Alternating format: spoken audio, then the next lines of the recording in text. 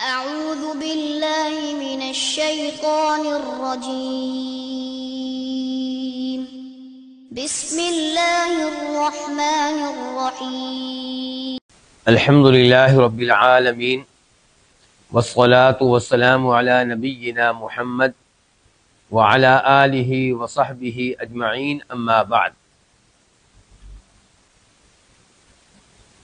آج ہم آغاز کریں گے سورہ انعام کی آیت نمبر 44 سے 44 سے۔ اللہ رب العزت اس آیت سے پہلی دو آیات میں تذکرہ کر رہے ہیں اس بات کا کہ ہم نے اے نبی علیہ الصلوۃ والسلام آپ سے پہلے جو اقوام تھیں، جو امتیں تھیں، ان کی طرف اپنے کئی رسول بھیجے، لیکن ان لوگوں نے اپنے رسولوں کی تکذیب کی، انہیں جھوٹا قرار دیا، ان کا مذاق اڑایا، ان پہ ایمان نہ لائے۔ تو ہم نے انہیں تنگ دستی میں مبتلا کیا، تکلیفوں میں مبتلا کیا۔ مقصد کیا تھا کہ وہ گڑ گڑائیں، اللہ کی طرف رجوع کریں۔ پتہ چلا کہ اللہ رب العزت کفار پہ، مشرکین پہ اور ان لوگوں پہ جو اللہ کی نافرمانی کرنے والے ہوں مختلف مصائب بھیجتے ہیں، مصیبتیں بھیجتے ہیں، آزمائشوں میں مبتلا کرتے ہیں تاکہ بندہ سنبھل جائے، اللہ سے توبہ کر لے، اللہ سے رجوع کر لے۔ فرمایا لیکن وہ لوگ اللہ کی طرف سے آنے والے ان مصائب پہ بھی سدھرے نہیں، سنبھلے نہیں، اللہ کی طرف رجوع نہیں کیا، بلکہ ان کے دل مزید سخت ہو گئے، اور جو گناہ کر رہے تھے، جن کی وجہ سے ان پہ عذاب آ رہا تھا، مصیبتیں آ رہی تھیں، ان اعمال کو وہ اچھا سمجھنے لگے۔ شیطان نے ان کے لیے ان اعمال کو خوشنما بنا دیا، بڑے مطمئن۔ آج بھی جب اللہ رب العزت کسی قوم کو کسی عذاب میں مبتلا کرتے ہیں، کسی آزمائش میں مبتلا کرتے ہیں، کوئی مصیبت آتی ہے، زلزلہ آتا ہے، سیلاب آتا ہے، تو علماء کرام لوگوں کو سمجھانے کی کوشش کرتے ہیں کہ سنبھل جاؤ، اللہ رب العزت نے تمہیں سنبھلنے کا موقع دیا ہے، اپنی طرف رجوع کرنے کا موقع دیا ہے، گڑگڑانے کا موقع دیا ہے، توبہ کرنے کا موقع دیا ہے، لیکن آپ دیکھیں گے کہ کئی لوگ کیا کہتے ہیں، نہیں ایسی کوئی بات نہیں ہے، یہ ایک طبیعی بات ہے، یہ ایک سسٹم ہے آسمان و زمین کا، سیلاب آتے ہیں، زلزلے آتے ہیں، یعنی کہ وہ ان چیزوں کو موڑ دیتے ہیں سائنسی اسباب کی طرف، اور یہ نہیں سوچتے کہ سائنسی اسباب بھی اللہ کے ہاتھ میں ہیں۔ تو افسوس سے کہنا پڑتا ہے کہ جب بھی ایسی آزمائشیں آتی ہیں، ہم دیکھتے ہیں کہ مساجد کے نمازیوں میں کوئی اضافہ نہیں ہوتا، لوگوں کی عبادت میں، اللہ کی طرف رجوع کرنے میں کوئی اضافہ نہیں ہوتا۔ آج جن شہروں میں سیلاب آیا ہوا ہے، کیا ہم کوئی ایسے مناظر دیکھ رہے ہیں کہ لوگ اللہ سے توبہ کر رہے ہوں، اللہ کے سامنے رو رہے ہوں، گڑ گڑا رہے ہوں اور کہہ رہے ہوں کہ یا اللہ یقیناً یہ آزمائش ہمارے گناہوں کی وجہ سے آئی ہے؟ روتے ہوئے لوگ نظر آئیں گے، ڈوبتے ہوئے لوگ نظر آئیں گے، حکمرانوں کو ملامت کرتے ہوئے لوگ نظر آئیں گے، لیکن ایسے لوگ آپ کو نظر نہیں آئیں گے جو اللہ کے سامنے گڑ گڑا رہے ہوں، اللہ سے دعائیں کر رہے ہوں اور کہہ رہے ہوں کہ یا اللہ ہمیں ایک موقع دے، آئندہ ہم 5 وقت کی نمازیں پڑھیں گے، آئندہ ہم شرک نہیں کریں گے، آئندہ ہم مزاروں اور قبر والوں کے پاس آ کر انہیں سجدہ نہیں کریں گے، ان کے نام پہ بکرے ذبح نہیں کریں گے۔ ایسی کوئی چیز آپ کو نظر نہیں آئے گی۔ تو یہاں پہ اللہ نے یہ بیان کیا ہے کہ ہم نے تو ان پہ آزمائشیں بھیجیں تاکہ وہ توبہ کر لیں، لیکن وہ اپنے برے اعمال پہ مطمئن رہے۔ شیطان نے برے اعمال کو ان کے لیے مزین کر دیا اور وہ شیطان کی باتوں میں آ گئے۔ اس کے بعد اللہ تعالیٰ فرماتے ہیں آیت نمبر 44 میں، فَلَمَّا نَسُوا مَا ذُكِّرُوا بِهِ، فلما پس جب، نسو وہ بھول گئے، انہوں نے نظر انداز کر دیا، نسیہ کا معنی بھولنا ہوتا ہے، چھوڑ دینا ہوتا ہے، نظر انداز کر دینا ہوتا ہے. بس جب وہ بھول گئے ماں اس چیز کو ذکروا بھی، جس کے ساتھ انہیں نصیحت کی گئی،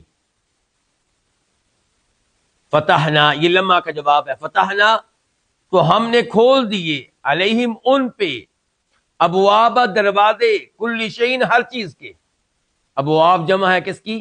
باب ان کی، حتی یہاں تک کہ اذا جب، فرحوا وہ خوش ہو گئے، بما ان چیزوں پہ جو اوتو ان کو دی گئی، اخذناہم، اخذنا ہم نے پکڑ لیا، ہم ان کو، بغتتاً اچانک، فَإِذَا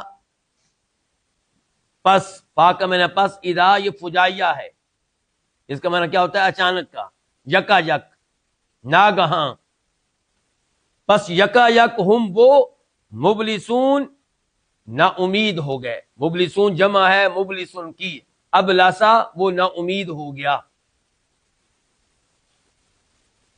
اس آیت کی تفسیر کیا ہے؟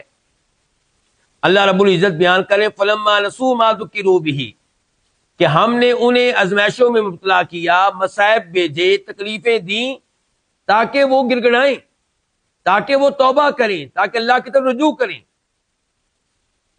لیکن انہوں نے نصیحت حاصل نہیں کی، وہ گڑ گڑائے نہیں، انہوں نے توبہ نہیں کی. پھر اللہ نے کیا کیا؟ پھر اللہ نے ان پہ ہر چیز کے دروازے کھول دیے، ہر نعمت کے دروازے کھول دیے، ہر آسائش کے دروازے کھول دیے، ہر طرح کی دنیاوی ترقی ان کو دے دی. آج لوگ یورپی اقوام سے بہت متاثر ہیں اور سمجھتے ہیں کہ یہ کامیاب ترین لوگ ہیں. کیوں؟ کیونکہ دنیاوی لحاظ سے بہت آگے ہیں.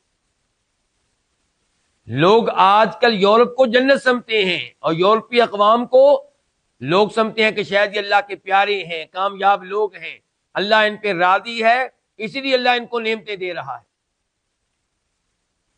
اور جب ہم کہتے ہیں کہ آپ کے اوپر سیلاب آیا ہے آپ کے گناہوں کی وجہ سے، تو وہ کہتے ہیں کہ پھر سیلاب تو یورپ پہ آنا چاہیے تھا، وہ ہم سے آگے ہیں گناہ کرنے میں، ہم سے آگے کفر و شرک کا ارتکاب کرنے میں. ایسی باتیں کرنے والے شیطان کے بہکاوے میں آ چکے، جبکہ اللہ رب العزت یہاں پہ واضح کر رہے ہیں کہ کفر و شرک کا ارتکاب کرنے والے، اللہ کی شریعت کو نہ ماننے والے، اللہ پہلے کیا کرتا ہے؟ تکلیفوں میں انہیں مبتلا کرتا ہے، مصائب میں مبتلا کرتا ہے، پھر اللہ تعالی ان پہ دنیاوی نعمتوں کے دروازے کھول دیتا ہے. اور یہ کیا ہوتا ہے؟ استدراج، مہلت دینا، رسی ڈھیلی کر دینا تاکہ اچانک ان کو پکڑا جائے. اس کو اللہ تعالیٰ کے راضی ہونے کی علامت نہ سمجھا جائے، بلکہ ہر وہ انسان جس کو اپنے بارے میں علم ہے کہ میں گناہوں کے اوپر گناہ کرتا چلا جا رہا ہوں اور میرا مال بڑھتا چلا جا رہا ہے، میری تجارت بڑھتی چلی جا رہی ہے، میری سیلری بڑھتی چلی جا رہی ہے، دنیا میں میرا مقام و مرتبہ بڑھتا چلا جا رہا ہے، تو وہ سمجھ جائے کہ اللہ رب العزت نے اس کی رسی ڈھیلی کر دی ہے. یہ نعمتیں اللہ کی راضی ہونے کی دلیل نہیں ہے، بلکہ اس کو چاہیے کہ اللہ تعالیٰ سے رجوع کرے، توبہ کرے، اور جیسے جیسے نعمتیں بڑھیں ویسے ویسے اس کی طرف سے اللہ کی عبادت بڑھنی چاہیے، تلاوت بڑھنی چاہیے، نوافل بڑھنے چاہیے، صدقہ خیرات بڑھنا چاہیے، اور ویسے ویسے اس کو گناہوں سے پہلے کے مقابلے میں زیادہ دور رہنے کی کوشش کرنی چاہیے. اللہ تعالیٰ فرماتے ہیں فتحنا علیہم ابواب کل شیء، ہم نے ان پہ ہر چیز کے دروازے کھول دیے. تو کیا یہ جو اللہ نے دنیا کی نعمتوں کے دروازے کھولے ہیں یہ اللہ کی طرف سے راضی ہونے کی دلیل تھی؟ نہیں، یہ استدراج تھا، یہ ان کی رسی کو ڈھیلا کر دینا تھا. حتیٰ یہاں تک کہ اذا فرحوا، جب وہ خوش ہو گئے ان نعمتوں پہ جو ان کو دی گئیں، اس دنیاوی ترقی پہ جو ان کو دی گئی، ان دنیاوی آسائشوں پہ جو ان کو فراہم کی گئیں، تو اخذناہم بغتۃ، تو ہم نے ان کو اچانک پکڑ لیا. فَإِذَا هُمْ مُبْلِسُونَ، جب ہم نے اچانک پکڑا، اچانک ہمارا عذاب آیا، تب وہ ہر خیر سے مایوس ہو گئے، پھر انہیں نجات کا کوئی راستہ نظر نہ آیا، اور واقعی اللہ تعالیٰ نے ان کو تباہ و برباد کر کے رکھ دیا، نیست و نابود کر کے رکھ دیا۔ فقوتیہ آیت نمبر 45 فا کا میں نے پس تو قوتیہ کار دی گئی، دابر جڑ، القوم الذین ظلموا ان لوگوں کی جنہوں نے ظلم کیا۔ والحمد للہ رب العالمین، اور تمام تعریفیں للہ اس اللہ تعالی کے لیے ہیں، رب العالمین جو تمام جہانوں کا رب ہے۔ العالمین جمع ہے کس کی؟ عالمن کی، عالمن ایک جہان، العالمین تمام جہان، کئی جہان۔ رب کس کو کہتے ہیں؟ جو خالق ہو، پالنے والا ہو، ہر چیز کا مالک ہو، سارے امور کی تدبیر کرنے والا ہو، اس کو رب کہتے ہیں۔ اللہ رب العزت اس آیت میں اسی عذاب کی تفصیل بیان کر رہے ہیں جس کا تذکرہ پچھلی آیت کے آخر میں آیا ہے، کہ ہم نے ان کو اچانک پکڑ لیا تو پھر وہ ہر قسم کی خیر سے مایوس ہو چکے تھے۔ تو پھر کیا ہوا؟ فرمایا وہ لوگ جو ظالم تھے ان لوگوں کی جڑ کاٹ دی گئی، ان کو مکمل طور پہ ختم کر دیا گیا۔ جڑ کاٹ دی گئی ان کا آخری آدمی بھی ختم کر دیا گیا، کہانی ان کی ختم ہو گئی۔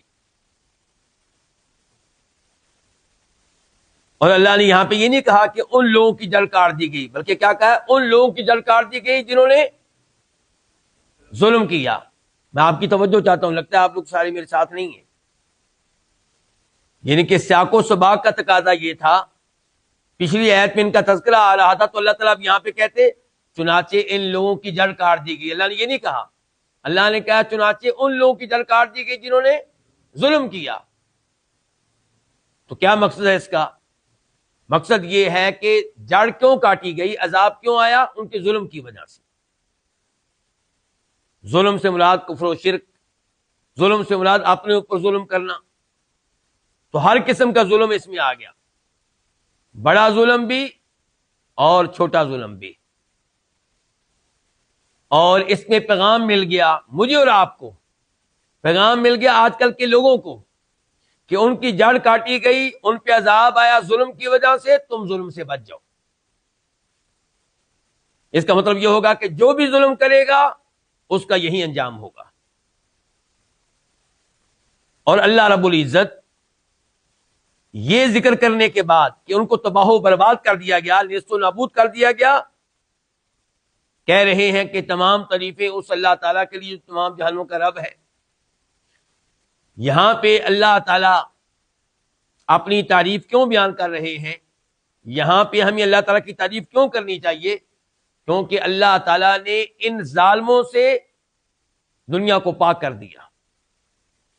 یہ اس قابل نہیں تھے کہ انہیں مزید دنیا میں رکھا جاتا، ان کے وجود سے اللہ تعالیٰ نے دنیا کو پاک کر دیا، تو اس پہ اللہ تعالیٰ کی حمد و ثنا بیان کی جا رہی ہے۔ اور اس لیے کہ اللہ تعالیٰ نے ان کو تباہ و برباد کر کے ان لوگوں کے سینوں کو ٹھنڈا کیا جن کو یہ تکلیفیں پہنچایا کرتے تھے، جن ایمان والوں کا مذاق اڑایا کرتے تھے، جن نبیوں کی توہین اور گستاخی کیا کرتے تھے، تو اس پہ اللہ تعالیٰ کی حمد و ثنا۔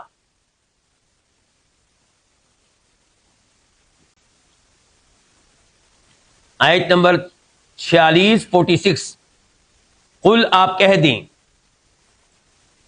ارأیتم تم مجھے بتاؤ، تم مجھے خبر دو، ان اگر اخذ اللہ اللہ تعالیٰ لے لے، مراد یہ کہ اللہ تعالیٰ چھین لے، سمعکم تمہاری سماعت، تمہاری قوت سماعت، تمہارے کان، وابصارکم اور تمہاری نگاہیں، تمہاری آنکھیں، ابصار جمع ہے کس کی؟ بصر ان کی، وختمہ اور مہر لگا دے، اور وہ مہر لگا دے کون؟ اللہ تعالیٰ، علی قلوبکم تمہارے دلوں پہ، قلوب جمع ہے قلب ان کی، من کون ہے، الہ معبود کون سا معبود ہے، غیر اللہ جو اللہ کے علاوہ ہو، غیر اللہ یہ صفت ہے کس کی؟ الہن کی، جو اللہ کے علاوہ ہو، یاتیکم بھی جو لے کر آئے تمہارے پاس بھی اسے، یاتیکم یہ دوسری صفت ہے کس کی؟ لفظ الہ کی، یاتیکم بھی جو لے کر آئے تمہارے پاس بھی اسے، اسے کسے؟ اس چیز کو جس کو اللہ نے چھین لیا ہے۔ انظر تو دیکھ، آپ دیکھیں، کیفا کیسے، کس طرح، نصرفو ہم پھیر پھیر کر بیان کرتے ہیں، الآیاتی آیتیں، ثم پھر ہم وہ، یصدفون اعراض کرتے ہیں، منہ موڑ لیتے ہیں۔ آئیے اس آیت کی تفسیر کی طرف۔ قل، اللہ رب العزت نے یہاں پہ نبی علیہ السلام سے کہا کہ قل آپ کہہ دیں۔ کس سے کہہ دیں؟ لوگوں سے کہہ دیں، مشرکین سے کہہ دیں، کفار سے کہہ دیں۔ ارأیتم مجھے یہ بات بتاؤ کہ اگر اللہ تعالی تمہارے کانوں کو واپس لے لے، چھین لے، تمہیں قوت سماعت سے، سننے کی صلاحیت سے محروم کر دے، تمہاری آنکھیں اللہ چھین لے، تمہیں دیکھنے کی صلاحیت سے اللہ تعالیٰ محروم کر دے، تمہارے دلوں پہ اللہ مہر لگا دے، سوچنے سمجھنے کی صلاحیت اللہ واپس لے لے، تو جن کی اللہ کے علاوہ عبادت کرتے ہو، کیا ان میں کوئی ایسا ہے جو تمہیں سننے کی صلاحیت دے دے، دیکھنے کی قوت دے دے، تمہارے دل میں سوچنے کی، غور و فکر کرنے کی صلاحیت دوبارہ سے پیدا کر دے؟ ایسا کوئی نہیں ہے۔ تو پھر یہ اللہ تعالیٰ جس نے تمہیں کان دیے ہیں، کانوں جیسی نعمت دی ہے، نگاہوں جیسی نعمت دی ہے، دل جیسی نعمت دی ہے، اس اللہ تعالیٰ کے کلام کو دھیان سے سنو۔ اللہ نے کان دیے ہیں، ان کانوں کے ذریعے اللہ کا کلام دھیان سے سنو۔ اللہ نے کئی نشانیاں تمہارے لیے رکھی ہیں، ان آنکھوں کے ذریعے ان نشانیوں کو دیکھو۔ اللہ نے دل دیے ہیں، دلوں کے ذریعے ان آیتوں پہ اور اللہ کے کلام پہ غور و فکر کرو، تاکہ تم حق تک پہنچ سکو، ایمان لاؤ، اسلام قبول کر لو، نبی علیہ السلام کا کلمہ پڑھ لو۔ ورنہ اس بات پہ غور کرو کہ جن جن کے اللہ کے علاوہ عبادت کرتے ہو، ان میں سے کوئی نہیں ہے جو تمہارے دلوں میں غور و فکر کرنے کی صلاحیت کو پیدا کر سکے، تمہیں بینائی دے سکے اور تمہیں قوت سماعت دے سکے۔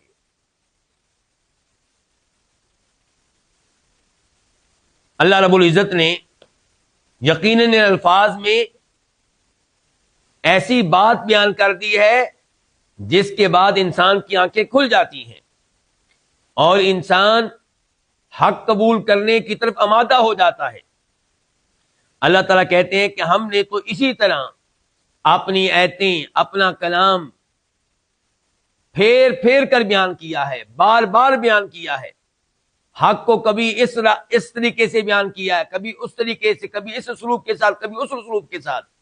اس کے باوجود بھی ثم ہم یصفون، اس کے باوجود یہ لوگ حق سے اعراض کرتے ہیں، منہ موڑ لیتے ہیں، حق کو قبول نہیں کرتے، ایمان نہیں لاتے۔ تو اب اگر اللہ کا عذاب آئے تو قصور کس کا؟ انہی لوگوں کا۔ یقین اللہ رب العزت عذاب دینے میں حق بجانب ہے۔ اللہ تعالیٰ ان کے اوپر عذاب بھیجے تو یہ اللہ کا ظلم نہیں ہے۔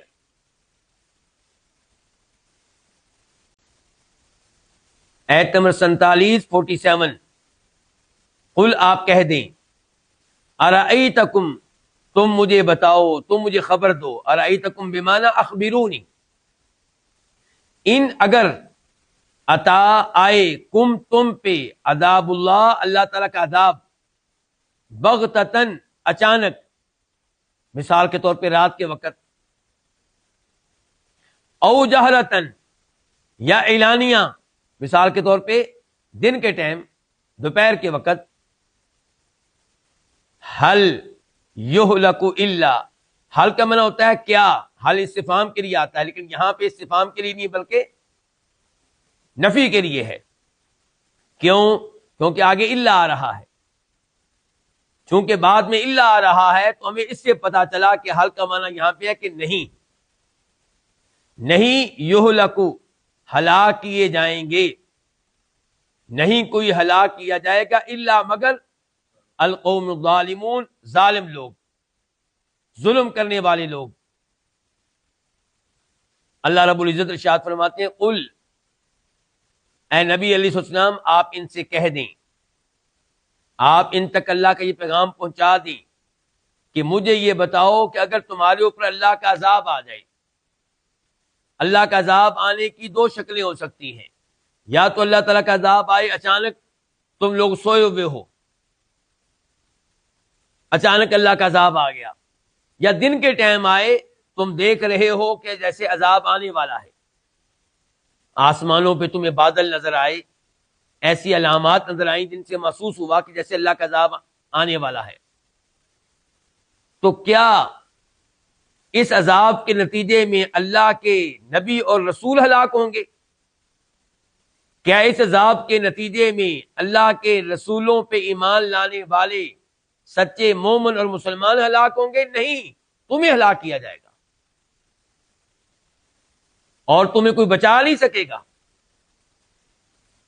اس لیے یہ اللہ کی وارننگ ہے، سنبھل جاؤ، ایمان لے آؤ، اللہ کے رسول کا مذاق نہ اڑاؤ، اللہ کے رسول علیہ السلام پہ ایمان لانے والوں کو تنگ نہ کرو۔ تو فرمایا حل یہلکو، یعنی کہ کوئی ہلاک نہیں کیا جائے گا، گویا کہ حل یہلکو احد، کسی کو ہلاک نہیں کیا جائے گا سوائے ان کے جو ظلم کرنے والے ہیں، کفر و شرک کا ارتکاب کرنے والے ہیں، رسولوں کی تکذیب کرنے والے ہیں اور قرآن کریم کی تکذیب کرنے والے ہیں۔ جہاں تک تعلق ہے اللہ کے رسولوں کا، جہاں تک تعلق ہے ان پہ ایمان لانے والوں کا، تو اللہ ان کو ہلاک نہیں کیا کرتا، بلکہ اللہ تعالیٰ انہیں آنے والے عذاب سے بچا لیا کرتا ہے۔ نوح علیہ السلام کی قوم پہ پانی کا عذاب آیا، طوفان آیا، اللہ تعالیٰ نے نوح علیہ السلام کو بھی بچا لیا اور ان کے اوپر ایمان لانے والوں کو بھی بچا لیا۔ لوط علیہ السلام کی قوم پہ عذاب آیا تو اللہ نے لوط علیہ السلام کو بچایا اور ان کے اوپر ایمان لانے والوں کو بچایا۔ آیت نمبر 48 وما نرسلو، اور ہم نہیں بھیجتے، ما کا معنی کیا؟ نہیں، اور ہم نہیں بھیجتے المرسلین، رسولوں کو۔ المرسلین یہ جمع ہے اور اس کا واحد المرسل، وہ جس کو بھیجا گیا ہو، مراد رسول۔ اور ہم نہیں بھیجتے رسولوں کو الا مگر مبشرین، خوشخبری دینے والے بنا کر، مبشرین حال ہے، ومنذرین، اور ڈرانے والے بنا کر۔ مبشرین جمع ہے، واحد کیا ہے؟ مبشرون، خوشخبری دینے والا، ومنذرین جمع ہے، واحد کیا؟ منذر، ڈرانے والا۔ فمن آمنا، پس جو آمنا ایمان لے آئے، وَأَصْلَحَ، اور اصلاح کر لے، فلا، تو پس نہیں ہوگا خوف، کسی قسم کا خوف، علیہم، ان پہ، ولا، اور نہ ہم وہ، یحزنون، غمگین ہوں گے۔ اللہ رب العزت نے یہاں پہ وعدے کیا کہ ہم رسولوں کو اس لیے بھیجتے ہیں تاکہ وہ خوشخبریاں دیں ان کو جو ایمان لے آئیں، جو اسلام قبول کر لیں، جو اللہ تعالیٰ کی توحید کو اپنا لیں، ان کو خوشخبری دیں کس چیز کی؟ جنت کی، حقیقی کامیابی کی۔ خوشخبری دیں ان کو کہ اللہ تمہارے اوپر راضی ہوگا، خوشخبری دیں ان کو کہ تم عذاب قبر سے محفوظ رہو گے، خوشخبری دیں ان کو کہ تمہیں جنت میں اللہ کے چہرے کے دیدار کا موقع ملے گا۔ ومنذرین، اور ہم رسولوں کو اس لیے بھیجتے ہیں کہ وہ خوشخبری دینے کے ساتھ ساتھ وارننگ دیں، ڈرائیں، کن کو؟ کفر و شرک کرنے والوں کو، ایمان نہ لانے والوں کو، قرآن کریم کا اور اللہ کی کتابوں کا مذاق اڑانے والوں کو، ان کو وارننگ دیں کس چیز کی؟ اس بات کی کہ اللہ تمہارے اوپر ناراض ہے، وارننگ دیں اس چیز کی کہ تمہارے اوپر عذاب آ سکتا ہے، وارننگ دیں اس چیز کی کہ تمہیں روز قیامت جہنم کی آگ میں ڈالا جائے گا اور اس میں تم نے ہمیشہ ہمیشہ رہنا ہے۔ اب رسول آتے ہیں، خوشخبری بھی دیتے ہیں، وارننگ بھی دیتے ہیں۔ اب جو ایمان لے آئے، ان رسولوں پہ، اللہ تعالیٰ پہ، آسمانی کتاب پہ، وَأَصْلَحَ اور اپنی اصلاح کر لے، کفر کو چھوڑ دے، شرک کو چھوڑ دے، برے اعمال کو چھوڑ دے، توحید کو اپنا لے، نبی علیہ الصلوۃ والسلام کا پیروکار بن جائے، تو فلا خوف علیہم ولا هم يحزنون، تو ان کے لیے خوشخبری یہ ہے کہ انہیں مستقبل کا کوئی خوف نہیں ہوگا اور ماضی کا کوئی غم نہیں ہوگا۔ یہ غم نہیں ہوگا کہ ہم نے اپنی دنیاوی زندگی برباد کر دی، بلکہ مطمئن ہوں گے اپنی ماضی کی زندگی پہ اور مستقبل کا انہیں کوئی خوف نہیں ہوگا۔ آیت نمبر 49 والذین کذبوا بآیاتنا، والذین اور وہ لوگ، کذبوا جنہوں نے تکذیب کی، جنہوں نے جھٹلایا، جنہوں نے جھوٹا قرار دیا، بآیاتنا ہماری آیتوں کو، یمسہم العذاب ان کو عذاب پہنچے گا، بما کانوا یفسقون باسببیہ اس وجہ سے کہ وہ فسق و فجور کیا کرتے تھے، اس وجہ سے کہ وہ نافرمانی کیا کرتے تھے۔ بما کی ما، یہ ما مصدریہ ہو جائے گا۔ اس آیت کی تفسیر کیا ہے؟ اس سے پہلی آیت میں اللہ نے بتایا کہ انبیاء کرام علیہ السلام آتے ہیں خوشخبری دینے کے لیے اور ڈرانے کے لیے۔ جو ایمان لے آئے اپنی اصلاح کرے، نیک اعمال بجا لائے، تو خوشخبری یہ ہے کہ انہیں نہ مستقبل کا خوف ہوگا نہ ماضی کا غم۔ اور اب اس آیت میں بتایا، آیت نمبر 49 میں کہ جو ان انبیاء کرام علیہ السلام کی تکذیب کرے، ان پہ نازل ہونے والے اللہ کے کلام کی تکذیب کرے، اللہ تعالیٰ کی آیتوں کی تکذیب کرے، تو یمسہم العذاب انہیں عذاب پہنچے گا۔ یہ عذاب دنیا میں بھی آ سکتا ہے اور دنیا میں نہیں آئے گا تو آخرت میں تو پکا ہے۔ انہیں عذاب پہنچے گا، کیوں؟ بما کانوا یفسقون، اس لیے کہ وہ اللہ کی نافرمانی کیا کرتے تھے، اللہ کے رسولوں کی نافرمانی کیا کرتے تھے، اللہ تعالیٰ کی کتابوں میں آنے والے اللہ کے احکام کی نافرمانی کیا کرتے تھے۔ یہاں فسق سے مراد فسق اصغر نہیں بلکہ فسق اکبر ہے۔ آپ لوگ کہیں چلے جاتے ہیں میرے خیال میں، ورنہ جواب کو مشکل نہیں، جب میں نے کہہ دیا اصغر نہیں تو جواب تو آسان ہے، فسق اکبر ہے، لیکن نہیں آپ بولے۔ اس وجہ سے کہ وہ فسق کیا کرتے تھے، فسق فسق اکبر ہے یعنی کہ کفر۔ آیت نمبر 50 یعنی کہ 50، قل آپ کہہ دیں، تو کہہ دے، لا اقول میں نہیں کہتا، لکم تم سے، کیا نہیں کہتا؟ کہ عندی کہ میرے پاس ہیں خزائن اللہ، اللہ کے خزانے، ولا اعلم الغیبہ اور میں نہیں جانتا الغیبہ غیبی امور، غیبی چیزیں، ولا اقول لکم اور میں تم سے نہیں کہتا کہ انی ملک کہ بے شک میں ایک فرشتہ ہوں۔ ان نہیں، ان عام طور پہ کیا ہوتا ہے؟ شرطیہ، جس کا معنی ہم کیا کرتے ہیں؟ اگر، لیکن یہاں پہ ان کے بعد کیا آ رہا ہے؟ الا، تو یہ ان بھی شرطیہ کی بجائے کیا ہو گیا؟ نافیہ۔ نہیں اتبعو میں پیروی کرتا، الا مگر، ما اس چیز کی، یوہا جو وحی کی جاتی، الیہ میری طرف۔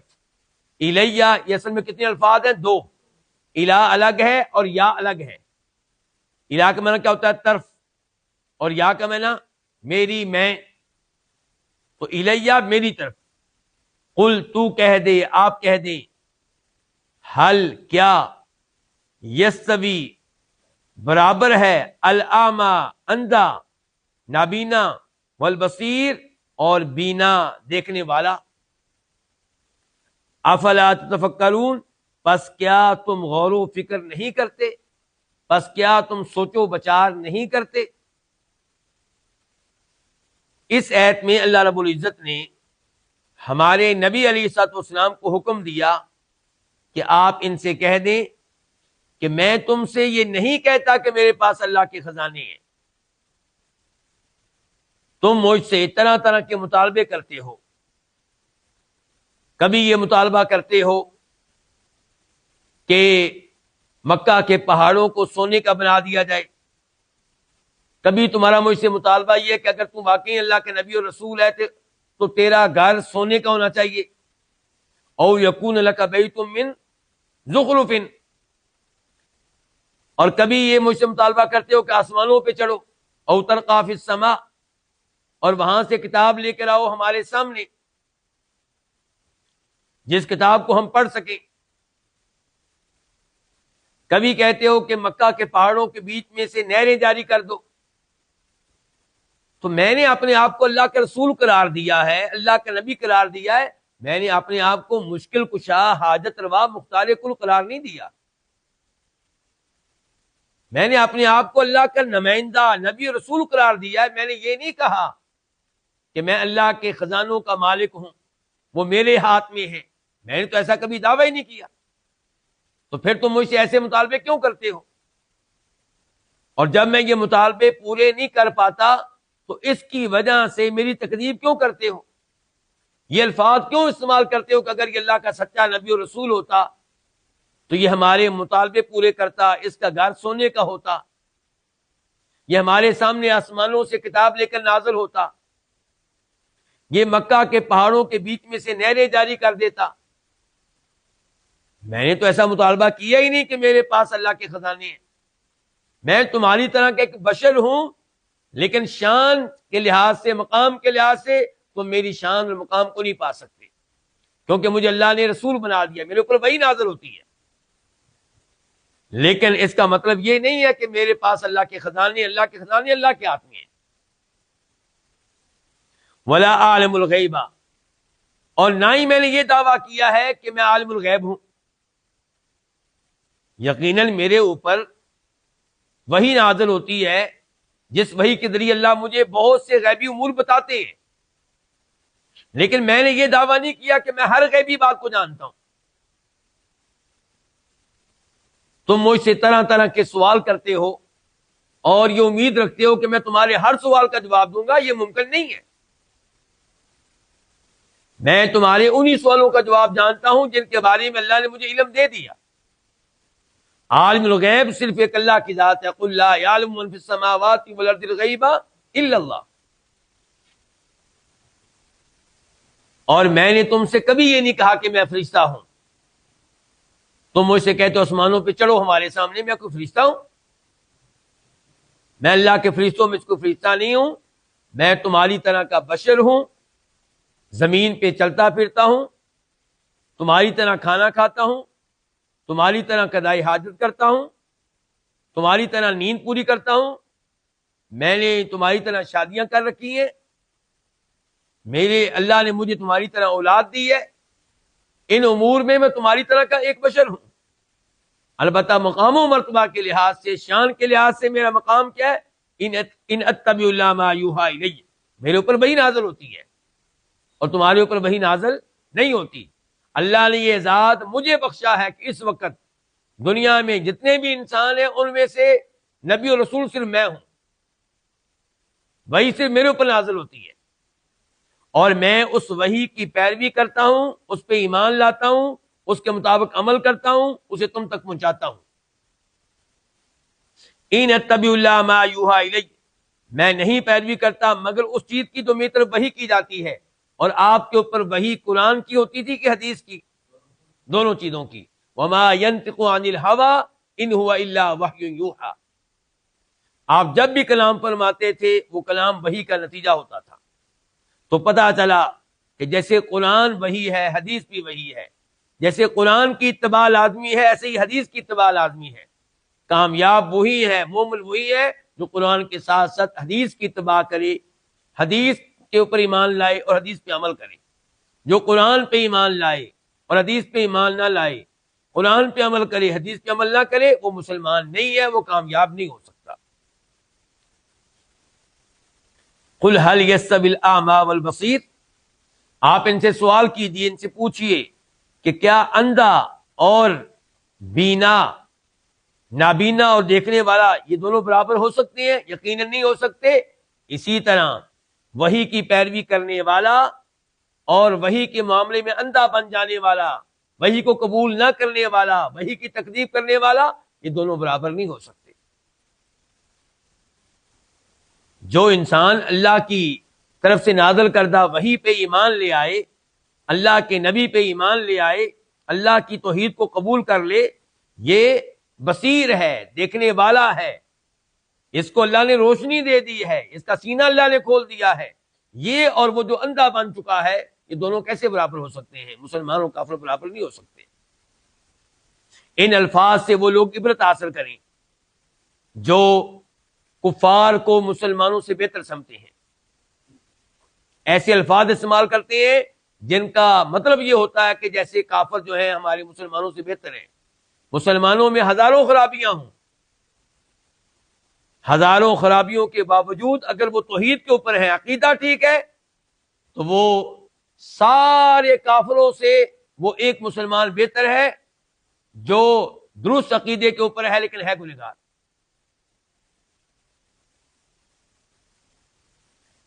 افلا تتفکرون، پس کیا تم ان باتوں پہ غور و فکر نہیں کرتے؟ اگر صحیح معنوں میں غور و فکر کرو گے تو تمہیں ہدایت مل جائے گی، حق نظر آئے گا اور پھر تم ایمان لے آؤ گے۔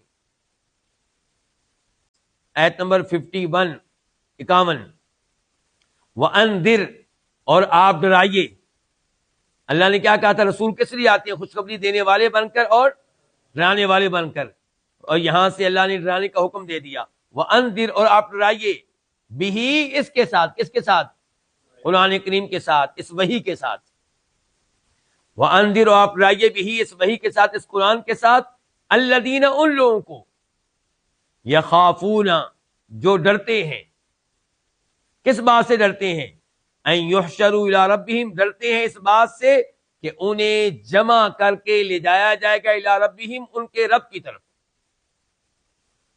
لیس لہم من دونہ ولی ولا شفیع، اس حال میں کہ جملہ حالیہ ہے لیسا، اس حال میں کہ نہیں ہوگا لہم، ان کے لیے، من دونہ، اس کے علاوہ، اللہ کے علاوہ، ولی، کسی قسم کا کوئی دوست، ولا شفیع، اور نہ ہی کسی قسم کا کوئی سفارشی، شفاعت کرنے والا۔ لعلہم یتقون، لعلہم کا تعلق کس سے؟ انذر سے۔ کیوں ڈرائیے؟ لعلہم، تاکہ وہ، یتقون، بچ جائیں، تاکہ وہ متقی بن جائیں، تاکہ وہ پرہیزگار بن جائیں۔ وَأَنذِرْ، اور آپ ڈرائیے۔ اللہ رب العزت نے یہاں پہ آپ علیہ الصلوۃ والسلام کو حکم دیا کہ آپ قرآن کریم کے ذریعے ڈرائیے، تبلیغ کیجیے۔ یہاں پہ جن کو ڈرانے کا حکم ملا وہ کون ہے؟ مسلمان۔ لیکن مسلمان ہو جانے کے باوجود نافرمانیاں کرنے والے، کبیرہ گناہوں کا ارتکاب کرنے والے، فرمایا ان کو ڈرائیے۔ اور یہ حکم جو اللہ کے نبی کو ملا ہے علیہ الصلوۃ والسلام، یہ حکم میرے لیے بھی ہے، آپ کے لیے بھی ہے۔ یہ ذمہ داری میری بھی ہے اور آپ کی بھی ہے کہ ہم قرآن و حدیث کے ذریعے لوگوں کو تبلیغ کرتے رہیں، لوگوں کو وارننگ دیتے رہیں، لوگوں کو ڈراتے رہیں، خصوصاً ان لوگوں کو جو وارننگ سے اثر قبول کرتے ہیں، جو ڈرنے والے ہیں، جو نصیحت قبول کرنے والے ہیں۔ ڈرانا دونوں کو ہے، لیکن ان کو ڈرانے کا فائدہ ہے۔ یہ ڈرتے ہیں کس چیز سے؟ آخرت کے دن سے۔ ان کو ڈر لگتا ہے اس بات سے کہ ہمیں ایک دن اللہ کے سامنے کھڑا کیا جائے گا، ہمارا حساب ہوگا، اللہ پوچھے گا تو ہم کیا جواب دیں گے۔ پتہ چلا عقیدہ آخرت انسان کو بہت سی برائیوں سے بچا لیتا ہے، بہت سے گناہوں سے بچا لیتا ہے۔ تو اس لیے لوگوں میں بار بار گفتگو کرنی چاہیے، کس کے بارے میں؟ عذاب قبر کے بارے میں، عذاب جہنم کے بارے میں، جنت کی نعمتوں کے بارے میں، اور آخرت میں جو کچھ ہوگا اس سب کے بارے میں، تاکہ لوگ ڈرتے رہیں اور گناہوں سے بچتے رہیں اور نیک اعمال کی ترغیب انہیں ملتی رہے۔ تو فرمایا اللہ تعالی نے آپ اس قرآن کریم کے ذریعے ڈرائیے ان لوگوں کو جو ڈرتے ہیں اس بات سے کہ انہیں ان کے رب کی طرف اکٹھا کر کے لے جایا جائے گا۔ جب لے جایا جائے گا تب صورتحال کیا ہوگی؟ صورتحال یہ ہوگی کہ اللہ کے علاوہ ان کے کام آنے والا، ان کی مدد کرنے والا کوئی ان کا دوست نہیں ہوگا، اور نہ ہی کوئی ایسا ہوگا جو ان کے حق میں شفاعت کر سکے۔ تو کیا اہل ایمان کی شفاعت کرنے والا کوئی نہیں ہوگا؟ اہل ایمان کے حق میں شفاعت ہوگی، لیکن تب ہوگی جب اللہ چاہے گا، اور شفاعت وہ کرے گا جس کو اللہ اجازت دیں گے، اور شفاعت اسی کے حق میں ہوگی جس کے حق میں اللہ تعالیٰ شفاعت کرنے کی اجازت دیں گے۔ یا اللہ ان کو ڈرانے کا فائدہ کیا ہے؟ فرمایا لعلہم یتقون، تاکہ یہ متقی بن جائیں، تاکہ یہ بچ جائیں کس سے؟ اللہ کے عذاب سے، تاکہ بچ جائیں گناہوں سے، تاکہ بچ جائیں اللہ کی نافرمانی سے، تاکہ بچ جائیں جہنم کے عذاب سے۔ آیت نمبر 52 ولا تطرد، اور آپ دور نہ کریں، آپ نہ دتکاریں، آپ نہ ہٹائیں،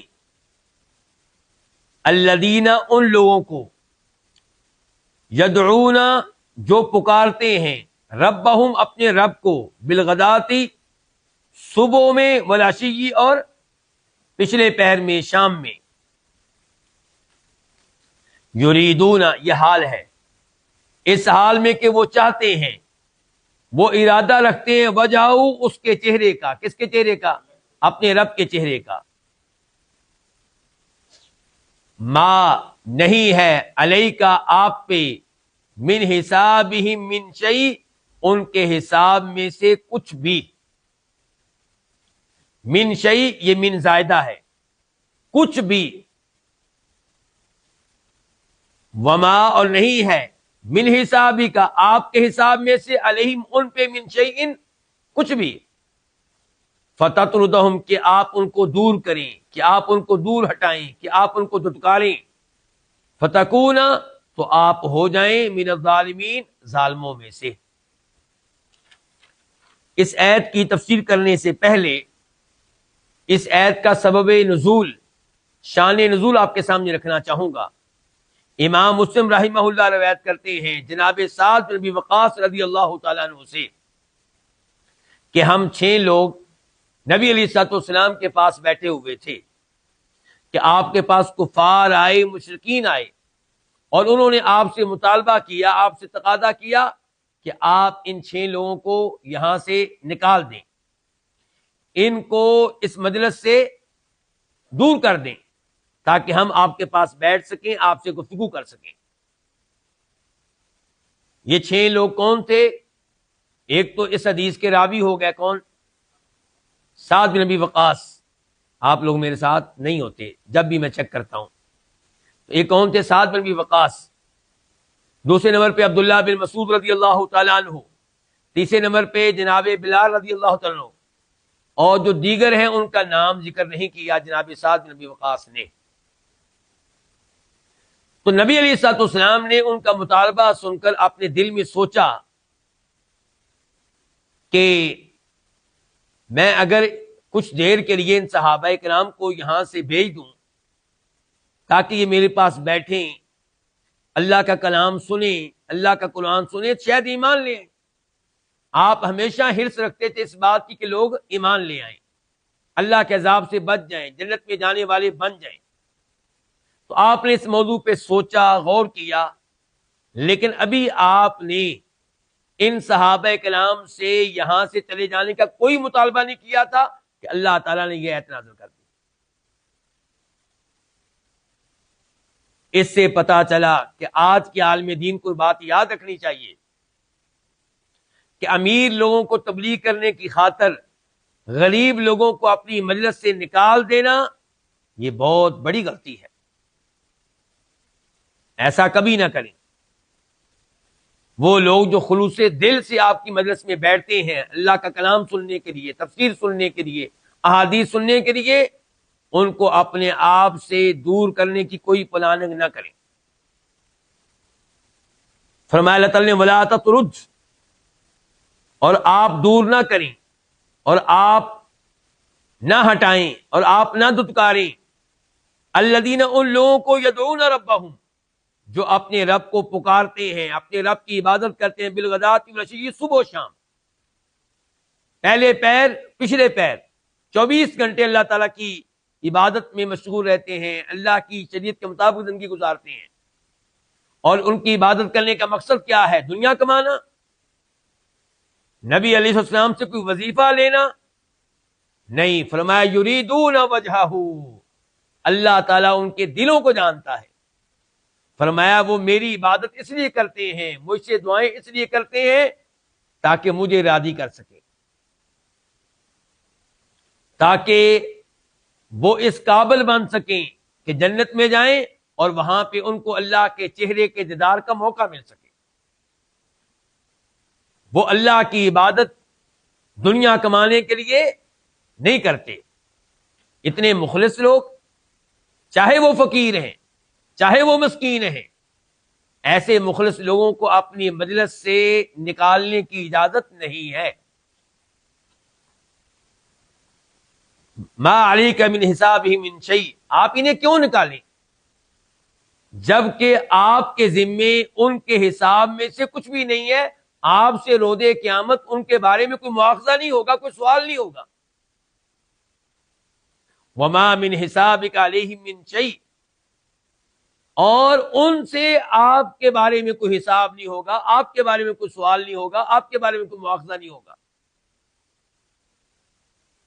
فتطردہم، جب صورتحال یہ ہے کہ ان کا آپ کی مجلس میں بیٹھنا آپ کے لیے نقصان دہ نہیں ہے، آپ کے لیے خطرہ نہیں ہے، آپ کو ان کی وجہ سے روز قیامت کسی سوال کا سامنا نہیں کرنا پڑے گا، تو آپ ان کو کیوں دور کریں اپنے آپ سے؟ آپ ان کو کیوں دھتکاریں؟ اگر آپ ایسا کریں گے فتکون من الظالمین، تو آپ ہو جائیں گے کن میں سے؟ ظالموں میں سے.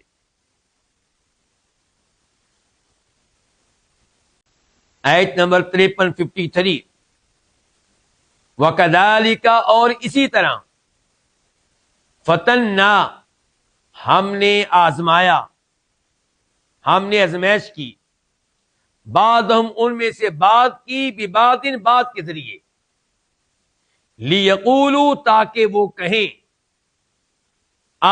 کیا، ہؤلائی، یہی ہے وہ، من اللہ علیہم، جن پہ اللہ نے احسان کیا ہے، مننا احسان کیا ہے، من بیننا، ہمارے درمیان میں سے، ہمارے بیچ میں سے، کیا، لیس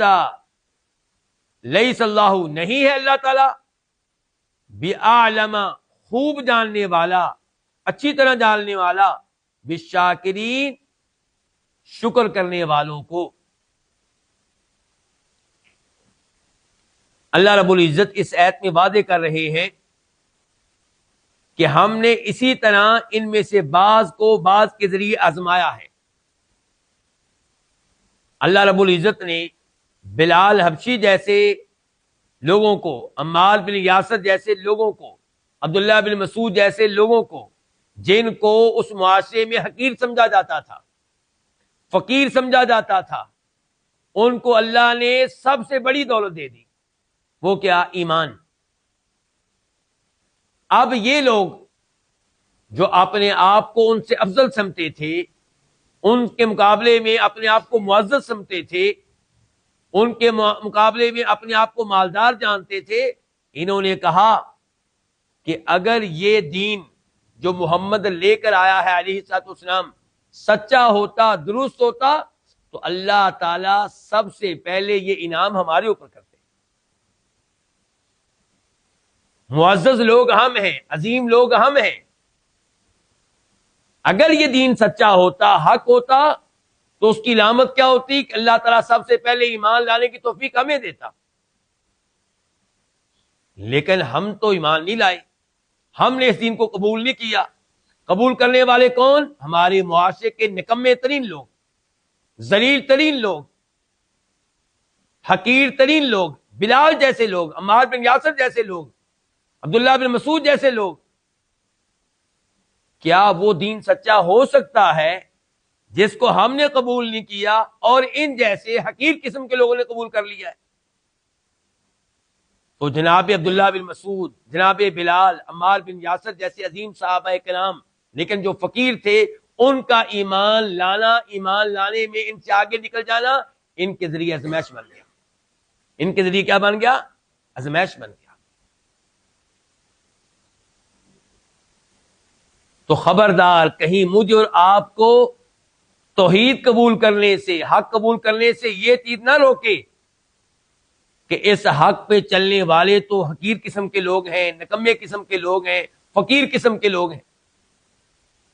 آپ اس لیے اپنے بچے کو دینی تعلیم سے دور نہ رکھیں کہ دینی تعلیم لینے والے تو فقیر ہوتے ہیں، گاؤں دیہات کے لوگ ہوتے ہیں، ہم تو امیر ہیں، میرا بچہ تو بہت بڑی ایک یعنی کہ امیر باپ کا بیٹا ہے، یہ کیسے مدرسے میں دین کا علم لے سکتا ہے؟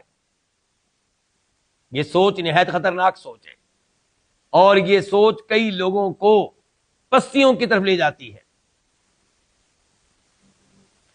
اللہ تعالیٰ فرماتے ہیں اور اسی طرح ہم نے ان میں سے بعض کو بعض کے ذریعے آزمایا، لیقولوا، اس کا رزلٹ کیا نکلے، ایسی آزمائش کا رزلٹ کیا نکلا، لیقولوا، تاکہ یہ کہیں، یہ کون؟ یہ مالدار، یہ ایمان نہ لانے والے مالدار، یہ مکہ کے چودھری، یہ عربوں کے بڑے، تاکہ یہ کہیں اہا اولائی، یہ حمزہ استفہام انکار کے لیے ہے، یعنی کہ کیا یہی وہ لوگ ہیں جن پہ اللہ نے ہمارے بیچ میں سے احسان کیا؟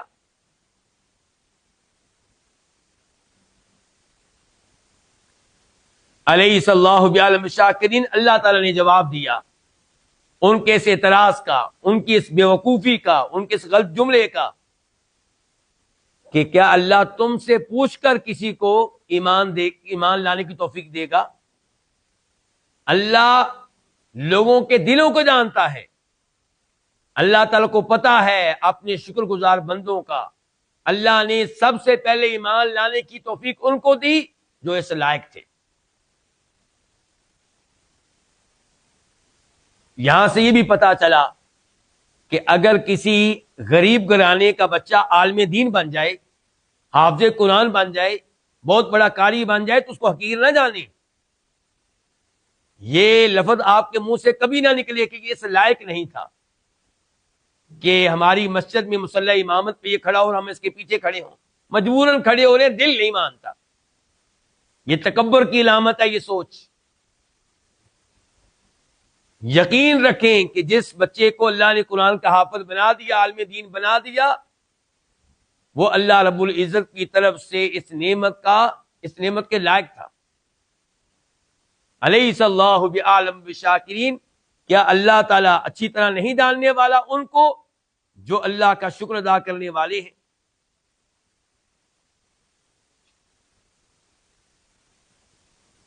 یہیں پہ آج کے درس کا اختتام کرتے ہیں، کیونکہ اس کے بعد جو آیت ہے وہ لمبی آیت ہے، اس کے اوپر وقت صرف ہوگا، وقت لگے گا۔ اللہ رب العزت سے توفیق مانگتے ہیں کہ اللہ تعالیٰ ہمیں قرآن و حدیث پہ غور کرنے کی، سمجھنے کی اور عمل پیرا ہونے کی توفیق بخشے۔ وآخر دعوانا الحمدللہ رب العالمین۔